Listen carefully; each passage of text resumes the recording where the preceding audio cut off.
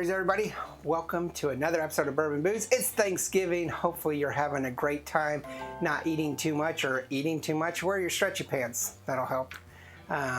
Just hope you guys are having a great holiday.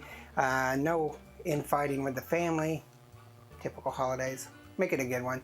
And hopefully you're watching some good sports, football, whatever. And just having a great relaxing day. I know I am. So, let us talk about Thanksgiving. There's just no way of finding a liquor, alcohol, or a whiskey that I think is really good with Thanksgiving themed. Now, all whiskey is good. I'll probably be having a really nice single malt scotch tonight when I start eating. But for theme, I couldn't really find one until I stumbled across some stuff on the back of my shelf that my wife picked up called Gobbler Springs. So how else can we celebrate Thanksgiving with a whiskey than have Gobbler Springs? But if there is I guess you could have Wild Turkey. Yeah, that would be good on Thanksgiving. But Gobbler Springs so much better. So let us get into this. Make sure you do hit that like and subscribe. It means a lot to us. Normally we only do one alcohol, but today I decided to do two. We have two different Gobbler Springs, or 375s that my wife picked up. I believe she picked up at the distillery or just at a shelf on her last trip to Tennessee. We picked up the Tennessee 1821 Sweet Mash Shine, which is a White Lightning. Well, let me rephrase that. It's not because of the proof. And then the Gobbler Springs Distillery Tennessee Sweet Mash Whiskey. So Gobbler Springs is in Tennessee, as I said. The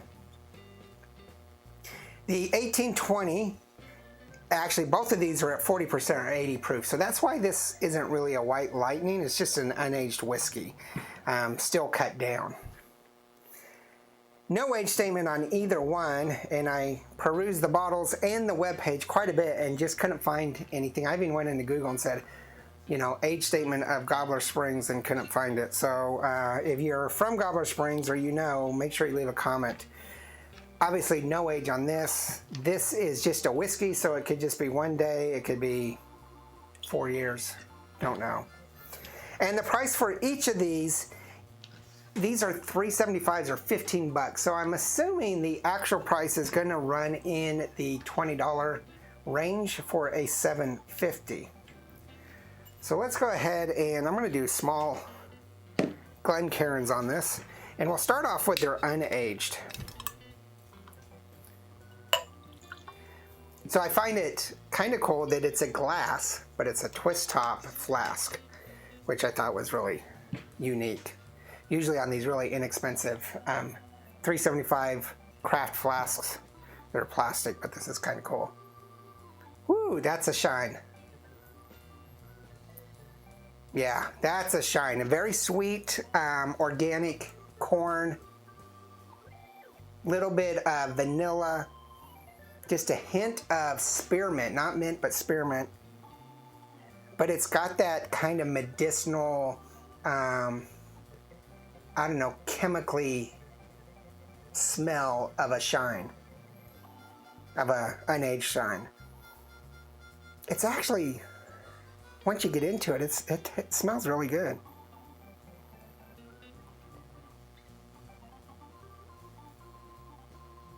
Watery. It's almost like mouthwash. It's very spearminty, minty.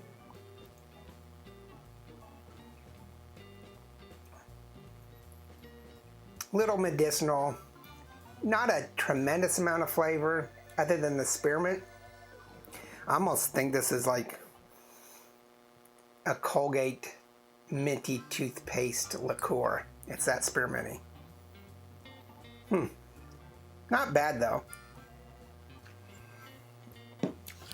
Overall, because of cost and the flavor and the aroma, and no bite at all because it's only 40 proof, but it has a little tingling back end funkiness. I'm gonna have to rinse here. I would say this is probably a 3 overall. But what you're really here for is the whiskey. And so let's look at the whiskey.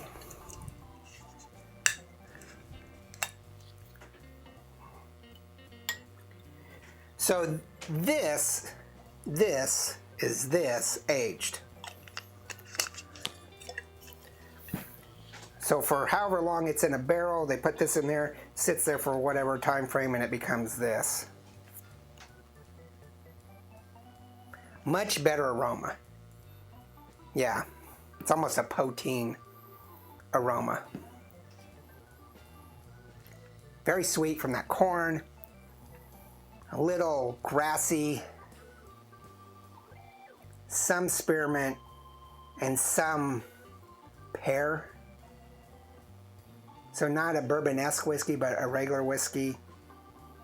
Almost a wheated. And this is, I believe it's 60% corn and 40% wheat. And same mash bill. I like this aroma.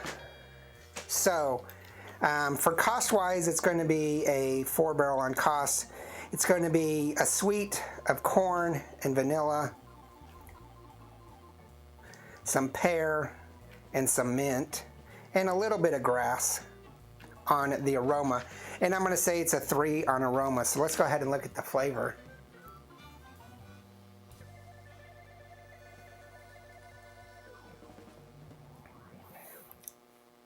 Very young. Some mint. A little bit of harsh, kind of a chemical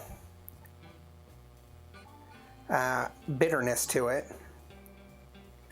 But you also are getting that pear and that grassy hay. That wheat. I'm also going to set this at a 3, and the bite is a 3. So this is 3s across the board. So it's just a hair over, it's 13 points. So it's just a hair over a 3 strong. And so we're going to say this is a 3-barrel. We'll say this is a 3-barrel too, but this is the much better 3-barrel. I wouldn't mind buying this again. Definitely look at using it as a mixer though, for whether it's a, Long Island or some sort of whiskey cocktail, or if it's just going to be a smoked whiskey or Manhattan, old fashioned, something like that. Yeah, I think I like the aroma a little bit better than this because it's more whiskey-esque. But I think I like this flavor better. No, I like that flavor better. But you can obviously tell me what you think if you have it. If you're from Gobbler Springs, definitely let us know what your tasting notes are supposed to be, your comments and stuff like that. We'd really be interested in that. We travel a lot, so we will definitely be coming by the distillery next travels in your area. We love to visit distilleries. But you guys tell us what you think. I think we have one more Gobbler Springs out there that's a vodka, possibly. Or maybe we've already done it. I'll have to look at my notes. But I hope you guys are all having a great Thanksgiving, enjoying yourself, have some good food, some good socialization with the family or with your friends, and some good alcohol. Leave comments below what you're drinking for today. Remember to check out Instagram, Facebook, Twitter, TikTok, and merchandise. And there is no bad whiskey ever.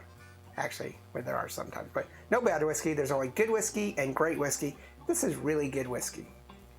Happy Thanksgiving all. Cheers.